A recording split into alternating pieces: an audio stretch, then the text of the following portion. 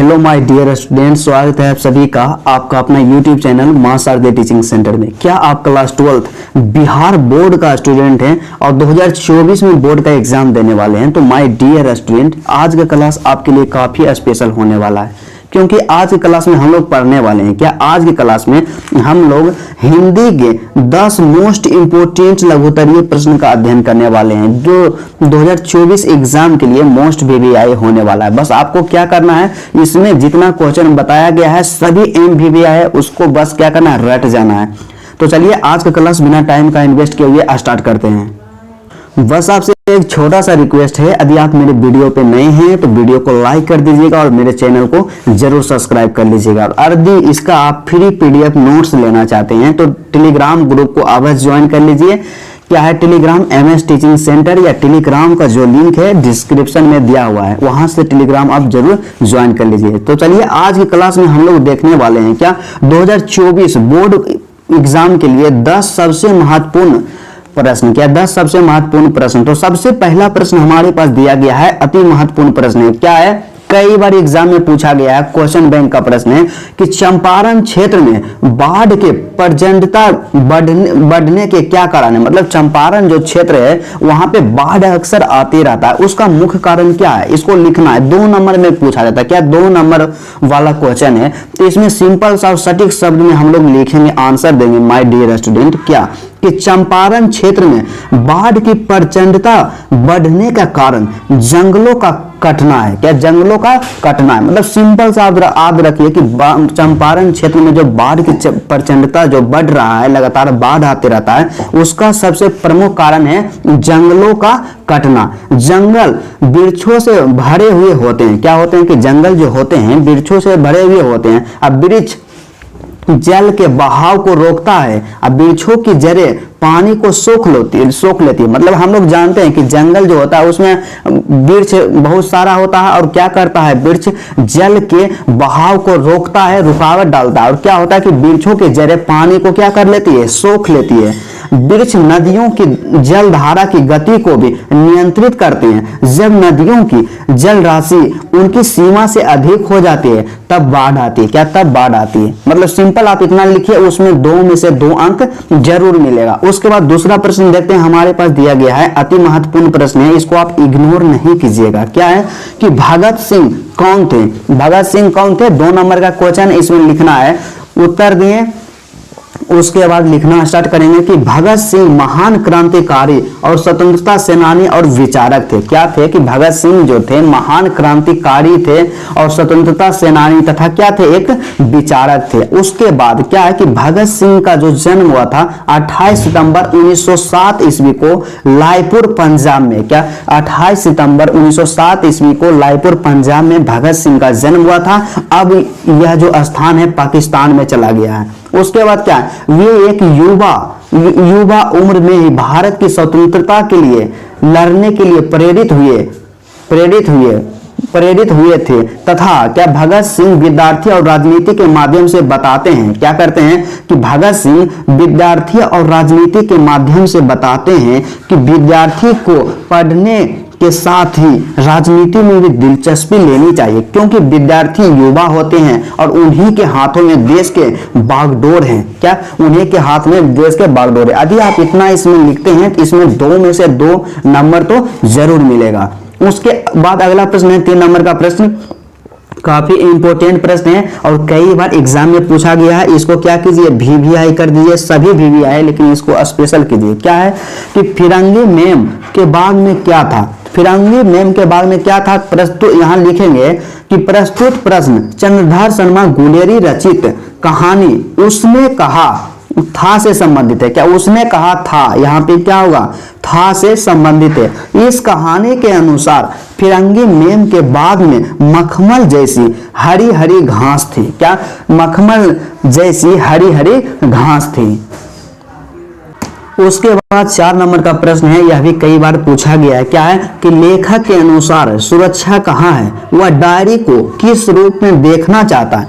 कई लोग इसमें ऐसा गलती कर देते हैं कि शब्द लिमिट का ध्यान नहीं रखते, लेकिन हमें क्या करना है, एक बेहतर अंक लाना है तो शब्द लिमिट पे विशेष ध्यान होना चाहिए। 2 अंक वाला क्वेश्चन है तो 2 अंक वाला के अनुसार ही लिखना है। तो इसमें लिखेंगे कि लेखक के अनुसार सुरक्षा कहाँ है, तो इस प्रश्न के सबसे पहले उत्तर देंगे तो लिखेंगे लेखक मलयज के अनुसार, क्या लेखक मलयज के अनुसार सुरक्षा डायरी में नहीं बल्कि सूरज के पूर्ण प्रकाश में, सुरक्षा कठिनाइयों का डटकर मुकाबला करने में है, अपने आप को बचाने में नहीं। मतलब मलयज के अनुसार क्या है कि सुरक्षा डायरी में नहीं है बल्कि सूरज के पूर्ण प्रकाश में है, सुरक्षा कठिनाइयों का डटकर मुकाबला करने में है, ना कि अपने आप को बचाने में।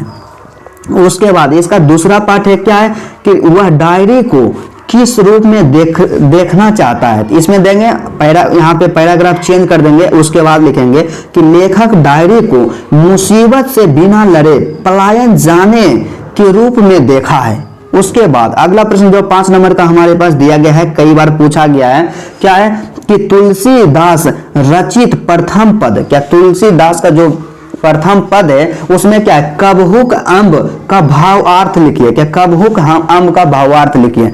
तो इस प्रश्न में हम लोग लिखेंगे कि उपयुक्त पंक्ति में अम्ब का संबोधन माता सीता के लिए किया गया है। क्या है कि अम्ब का जो संबोधन किया गया है तुलसीदास के द्वारा रचित प्रथम पद में अम्ब का संबोधन माता सीता के लिए किया गया। गोस्वामी तुलसीदास ने सीता माता को सम्मान सूचक शब्द अम्ब के द्वारा उनके प्रति सम्मान की भावना प्रदर्शित की है। क्या है कि उनके प्रति सम्मान की भावना प्रदर्शित की है। उसके बाद इसमें और लिखेंगे, क्या लिखेंगे कि तुलसीदास माता सीता से प्रार्थना करते हैं कि हे माता, कभी अवसर हो तो कुछ करुणा की बात छेड़कर श्री राम जी को मेरी आद दिला देना, इसी से मेरा काम बन जाएगा। यूं कहना कि एक अत्यंत दीन, सर्व साधनों से हीन, मन मलिन, दुर्बल और पूरा पापी मनुष्य आप ही की दासी का दास कहलाकर और अपना पेट नाम लेकर भरता है। क्या, और अपना जो पेट है आपका नाम लेकर के भरता है। उसके बाद इसमें लिख देंगे थोड़ा सा और कि अर्थात, क्या अर्थात तुलसीदास अपनी दयनीय स्थिति श्री राम को बताकर अपनी बिगड़ी बात बनाना चाहते हैं। उन्हें श्री राम पर अटूट श्रद्धा और विश्वास है। बस इतना आप लिखिएगा, इसमें 2 में से 2 अंक जरूर आएगा। उसके बाद अगला प्रश्न हमारे पास दिया गया है 6 नंबर का मोस्ट इंपोर्टेंट प्रश्न है। क्या है कि कवि ने एक अंक की तुलना दर्पण से क्यों की है। काफी इंपोर्टेंट प्रश्न है और कई बार एग्जाम में भी पूछा जा चुका है। तो इसमें हम लोग लिखेंगे कि हम लोग जानते हैं कि दर्पण स्वच्छ और निर्मल होता है। क्या होता है, दर्पण जो होता है स्वच्छ और निर्मल होता है। ठीक उसी प्रकार कवि की आंख है। कोई भी व्यक्ति अपनी छवि जिस प्रकार साफ एवं स्पष्ट रूप से दर्पण में देख पाता है, ठीक उसी प्रकार कवि की आंख भी स्वच्छता और पारदर्शिता का प्रतीक है। क्या, ठीक उसी प्रकार कवि का आंख जो है स्वच्छता और पारदर्शिता का प्रतीक है।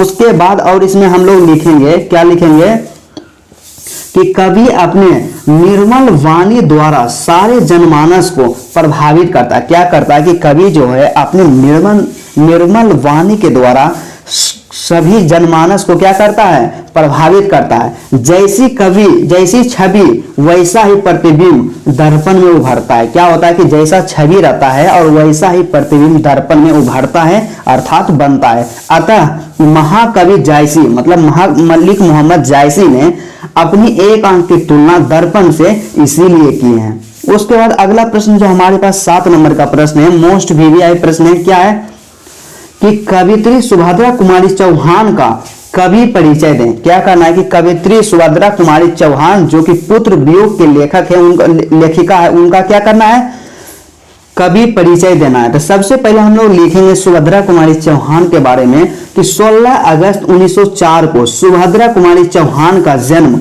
निहालपुर होगा, इलाहाबाद उत्तर प्रदेश में हुआ है। क्या 16 अगस्त यहाँ ध्यान रखिएगा कि 16 अगस्त 1904 ईस्वी को सुभद्रा कुमारी चौहान का जो जन्म हुआ निहालपुर इलाहाबाद उत्तर प्रदेश में हुआ। उसके बाद उनकी माता का नाम श्रीमती धीराज कुमरी और पिता का नाम ठाकुर रामनाथ सिंह था। क्या पिता का नाम ठाकुर रामनाथ सिंह था। उसके बाद सन 1919 में इनका विवाह ठाकुर लक्ष्मण सिंह चौहान से खंडवा मध्य प्रदेश में हो गया। क्या खंडवा मध्य प्रदेश में 1919 ईस्वी में ठाकुर लक्ष्मण सिंह चौहान के साथ इनका विवाह हो गया, कवित्री सुभद्रा कुमारी चौहान की।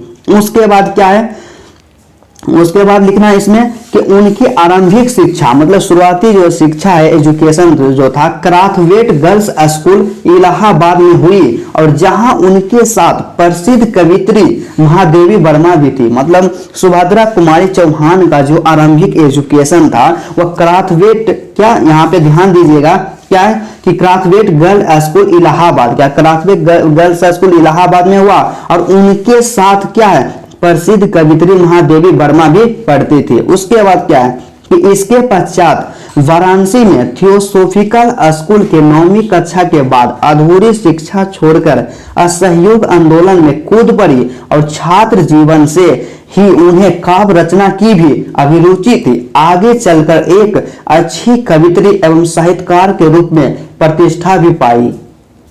बस इसमें इतना ही लिख देना है। उसके बाद अगला प्रश्न जो 8 नंबर का है, मात्र 2 प्रश्न बच चुका है और काफी मोस्ट इंपोर्टेंट है, आपसे रिक्वेस्ट है कि आप अंत तक जरूर देखिएगा। क्या है, सबसे पहले है 8 नंबर में कि बिस्नी और मुन्नी को किसकी प्रतीक्षा। इसमें 2 पार्ट है कि बिस्नी और मुन्नी को किसकी प्रतीक्षा। उसके बाद दूसरा क्या है कि वह डाकिये की राह क्यों देखती है। तो इसमें हम लोग लिखेंगे कि बिस्नी, यहाँ विष्णु लिखा गया लेकिन यहाँ पे क्या होगा बिस्नी होगा। क्या यहाँ पे होगा बिस्नी। बिस्नी को, क्या बिस्नी को अपने सिपाही पुत्र एवं मुन्नी को सिपाही भाई का प्रतीक्षा है। क्या मुन्नी को सिपाही भाई का प्रतीक्षा है। वह डाकिये की राह चिट्ठी आने की वजह से देखती है क्योंकि उसने पिछली चिट्ठी में लिखा था, मतलब बिस्नी का जो था पुत्र था वो क्या किया था, पिछली चिट्ठी में लिखा था कि वह वर्मा की लड़ाई पर जा रहे हैं। माँ और बेटी किसी अनिष्ट की शंका के कारण चिट्ठी का इंतजार करती है। बस इतना लिख देना। उसके बाद 9 नंबर का प्रश्न हमारे पास दिया गया है, मोस्ट वीवीआई प्रश्न है। क्या है, कई बार एग्जाम में भी पूछा गया है और इसका क्वेश्चन बैंक में इस तरह का प्रश्न आप देखे होंगे। क्या है कि नारी की पराधीनता कब से आरंभ हुई। क्या नारी की जो पराधीनता है कब से आरंभ हो गई।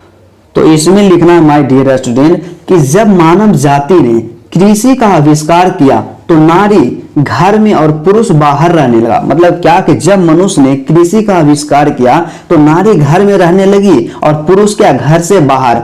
यहां से जिंदगी 2 टुकड़े में बट गई। क्या हुआ कि यहां से जो जिंदगी था जो 2 टुकड़े में बट गया, एक घर का और एक बाहर का। उसके बाद क्या है कि घर का जीवन सीमित और बाहर का जीवन निसीम होता गया और छोटी जिंदगी बड़ी जिंदगी के एकाधिक अधीन होती चली गई। अतः कृषि के विकास के साथ ही नारी की पराधीनता जो आरंभ हो गई। क्या नारी की पराधीनता कृषि के आविष्कार के साथ ही हो गई। तो चलिए उसके बाद अगला प्रश्न हम देखते हैं। हमारे पास दिया गया है 10 नंबर का और लास्ट प्रश्न है।